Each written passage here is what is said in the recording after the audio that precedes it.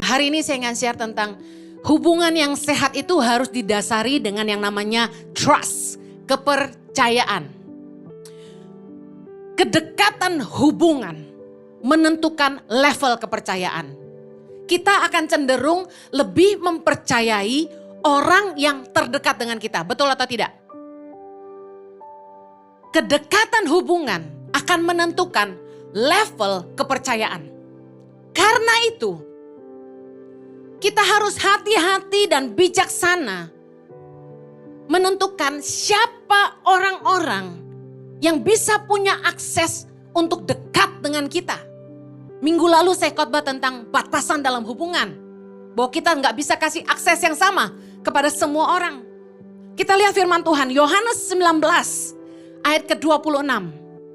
Baca sama-sama, ada di layar. Ketika Yesus melihat ibunya dan murid yang dikasihinya di sampingnya, berkatalah ia kepada ibunya, "Ibu, inilah anakmu." Ayat 27. Kemudian katanya kepada murid-muridnya, "Inilah ibumu." Dan sejak saat itu, murid itu menerima dia di dalam rumahnya.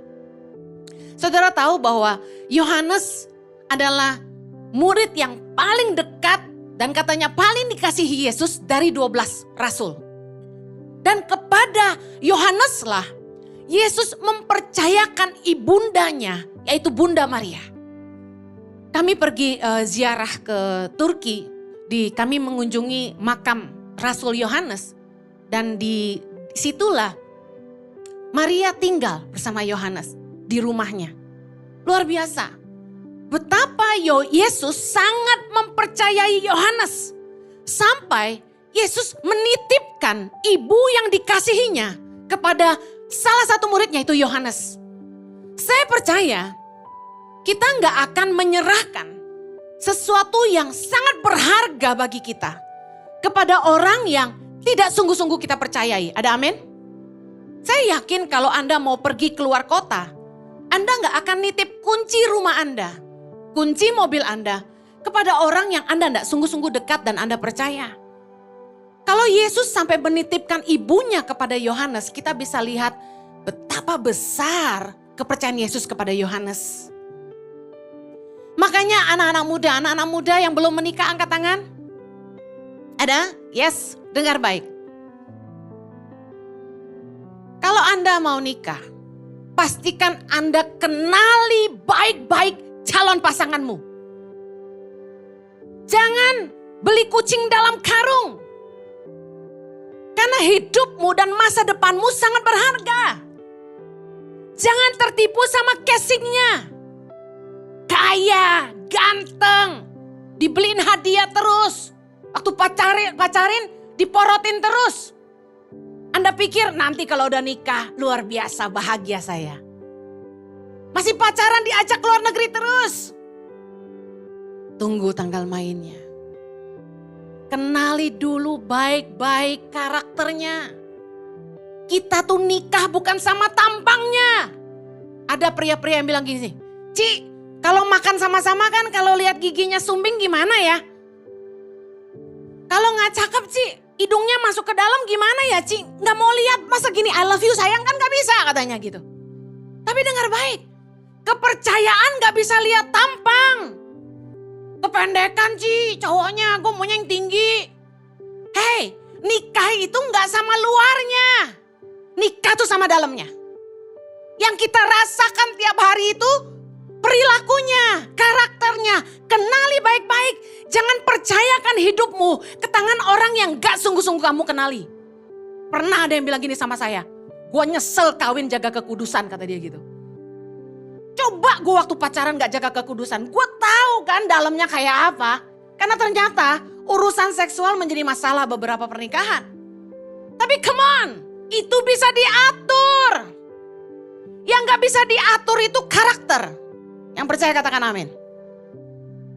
Bijaklah dalam memilih orang-orang yang dekat dengan kita. Sekali lagi, karena orang-orang terdekat kita akan jadi orang-orang yang paling kita percayai, yang paling kita dengar.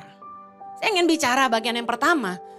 bijaksanalah untuk memberi telingamu kepada orang-orang di sekitarmu. Level of trust, bicara soal gini.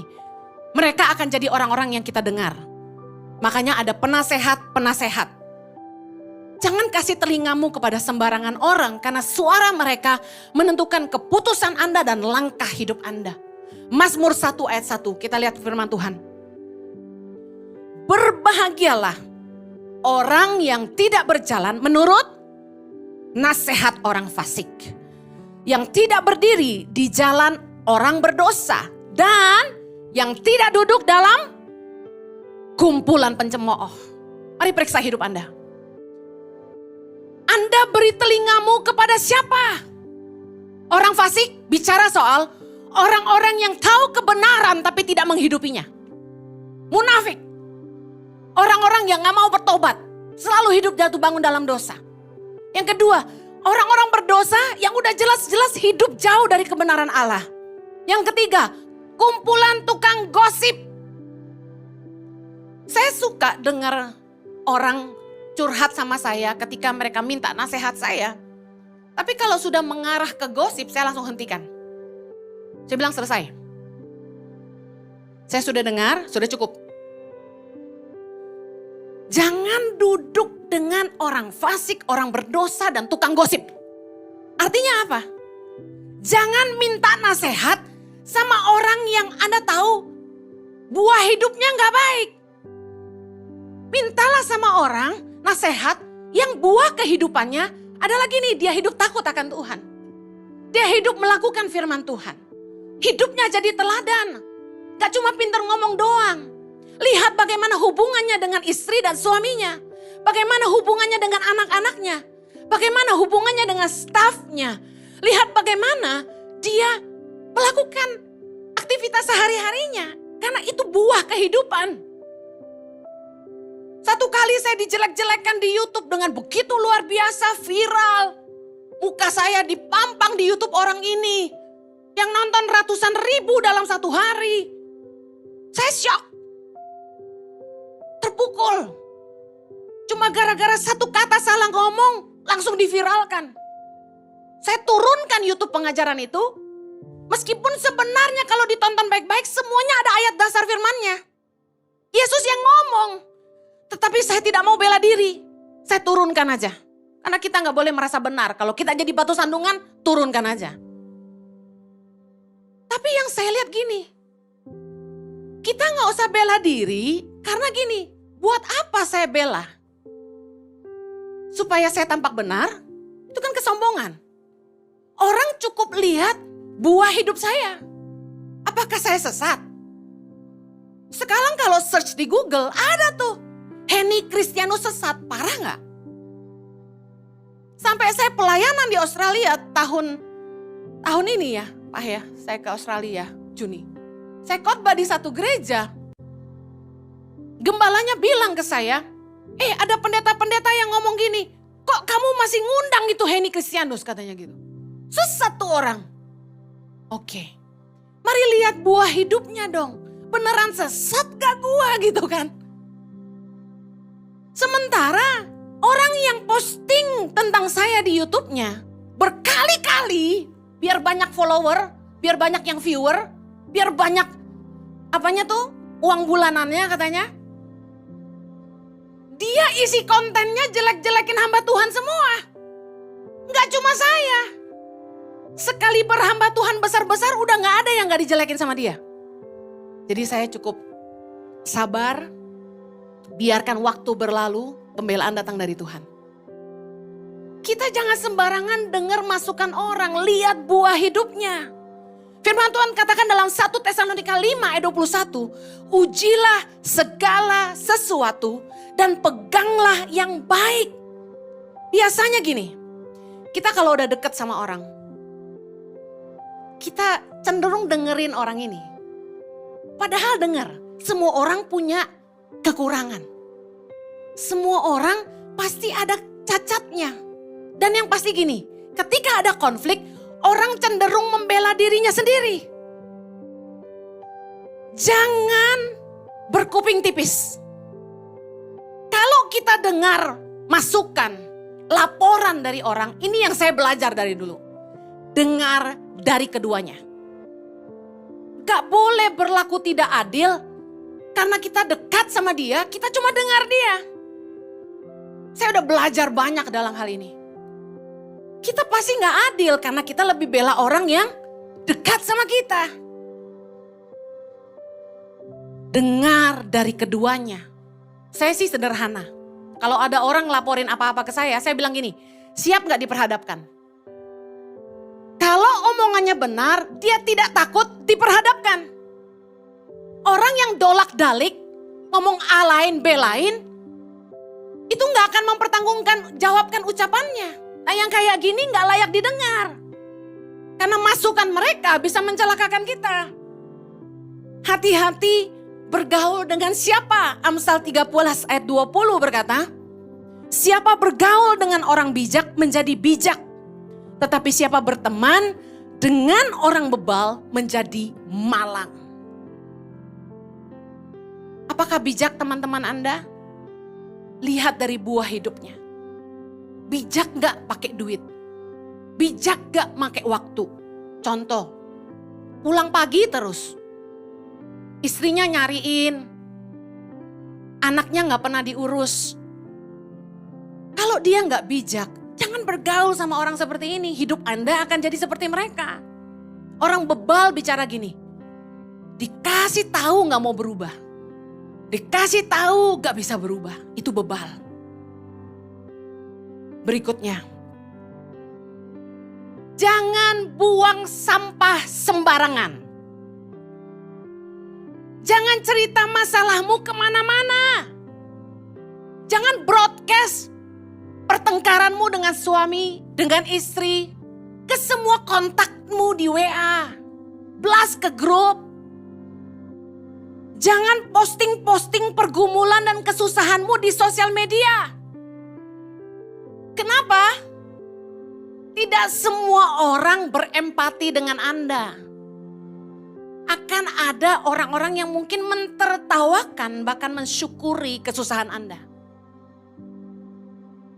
Jangan dengar sembarangan orang, yang kedua jangan cerita ke sembarangan orang. Pilih baik-baik siapa yang layak Anda percaya. Dalam pelajaran hidup saya paling gak mau cerita rahasia ke siapapun.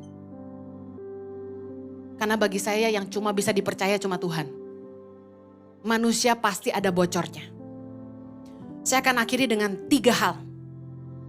Siapakah yang layak kita percaya? Level of trust. Untuk menjadi orang yang bisa kita percaya itu butuh pembuktian. Yang pertama, hubungan yang telah teruji oleh waktu. Waktu akan membuktikan loyalitas, kesetiaan seseorang. Matius 24 ayat 13, Yesus berkata, tetapi orang yang bertahan sampai pada kesudahannya akan selamat. Yesus melihat kesetiaan orang dalam mengikut dia. Bahwa badai kehidupan, tantangan kehidupan, tekanan, penderitaan, penyakit, apapun yang dia hadapi, tidak akan membuat dia menyerah dan meninggalkan iman.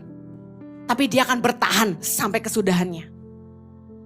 Siapa orang-orang yang layak kita hargai? Bicara soal waktu. Kita harus menghargai istri masa muda, bukan istri muda. Bapak-bapak dengar saya mau ulang biar bagus, biar jadi di TikTok.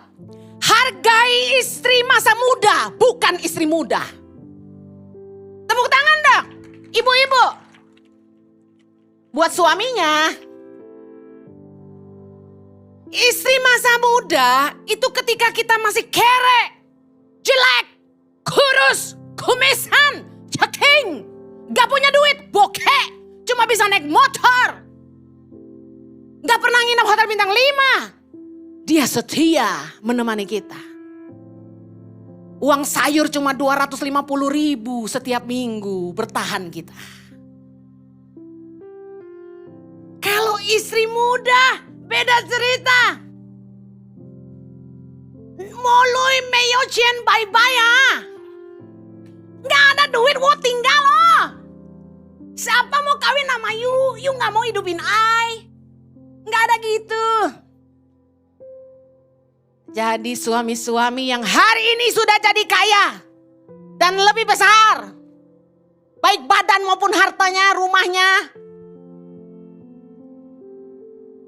Dengar, setialah kepada istri masa mudamu. Amen. Hargai teman-teman yang setia sama Anda sejak Anda itu bukan siapa-siapa dan Anda masih susah. Berkat itu membuat kita sulit menemukan sahabat.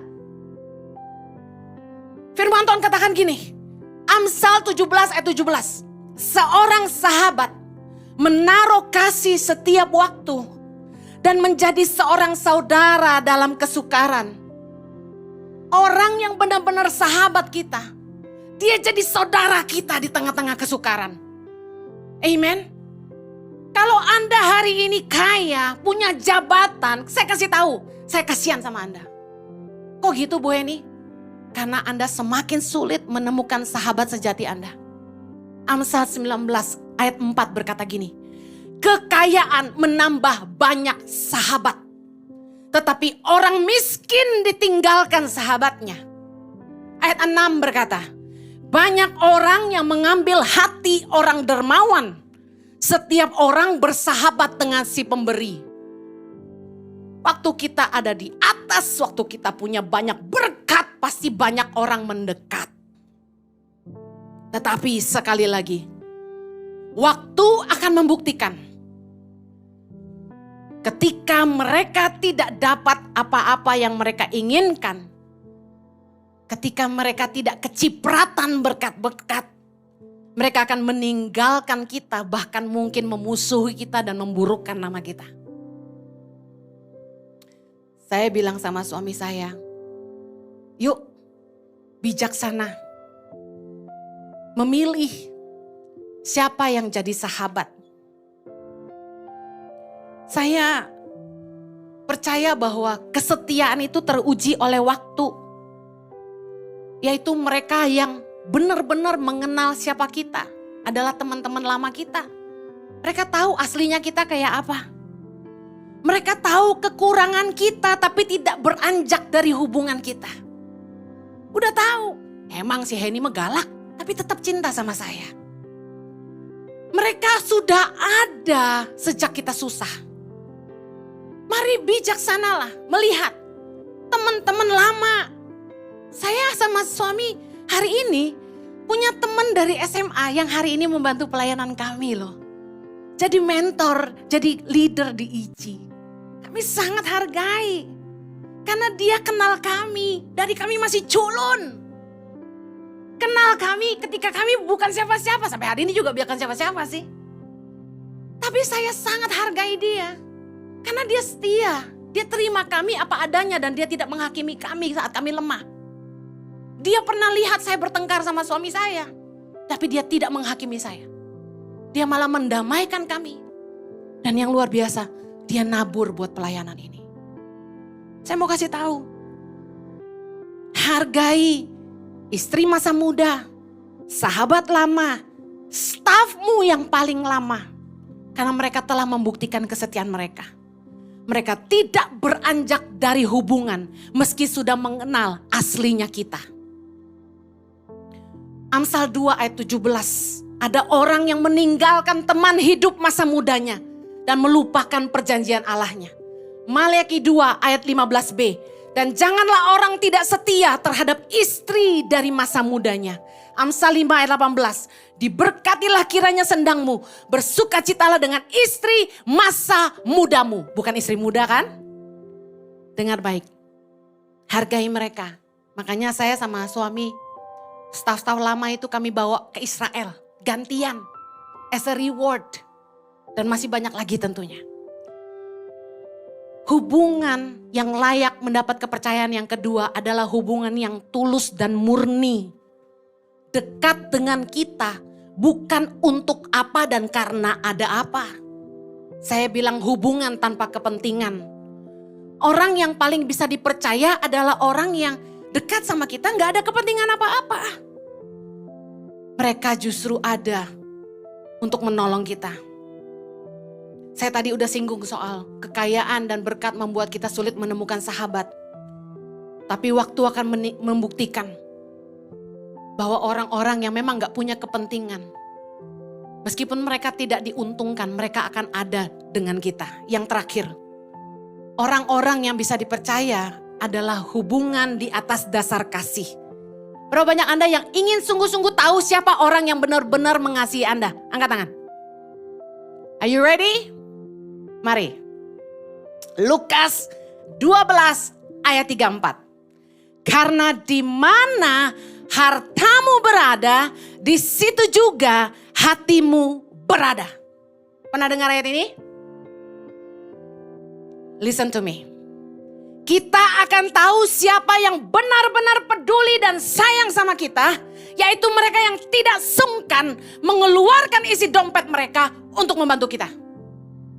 Dengar, orang-orang yang bukan sekedar kepo dan mau tahu aja, tapi mereka mau disusahin, tidak hanya komentarin hidup kita. Orang-orang yang mengasihi kita adalah orang-orang yang mau disusahin. Gak sekedar ngomentarin hidup kita. Kalau komentar mah banyak, tapi berapa banyak orang yang sungguh-sungguh mau berkorban untuk Anda? Dengarkan orang-orang yang mau berkorban, bayar harga, enggak cuma komentar aja. Yesus berkata gini, Matius 16 ayat 24. Setiap orang yang mau mengikut aku, ia harus menyangkal dirinya, memikul salibnya dan mengikut aku. Bicara soal apa? Hubungan itu kalau sungguh-sungguh di atas dasar kasih, orang mau bayar harga. Orang yang cuma mengejar berkatnya saja akan kecewa dan meninggalkan Tuhan ketika dia mulai ngalami yang namanya susah. Matius 19 ayat 29. Dan setiap orang yang karena namaku meninggalkan rumahnya, saudaranya laki-laki atau saudaranya perempuan, bapak atau ibunya, anak-anak atau ladangnya akan menerima kembali 100 kali lipat dan akan memperoleh hidup yang kekal. Saya mau akhiri gini. Orang yang sungguh-sungguh mengasihi Tuhan, dia akan mau berkorban dan meninggalkan apapun yang Tuhan mau dari hidupnya. Untuk kami berdua meninggalkan Australia dan semua yang kami sudah bangun selama 10 tahun di sana. Saya cuma mau bilang ini, gak mudah. Tapi apa yang Tuhan kerjakan dalam hidup kami hari ini, saya bisa katakan kepada saudara, gak ada artinya apapun yang kami tinggal dulu. Tapi waktu kita dituntut meninggalkan semuanya, mampukah kita? Karena kasih yang sesungguhnya bicara soal pengorbanan. Meninggalkan anak-anak saya waktu kecil untuk pergi ke pedalaman, menolong anak-anak lain di Indonesia, sangatlah memedihkan hati saya. Setiap malam sebelum saya ke airport, saya nangis sambil peluk anak-anak saya.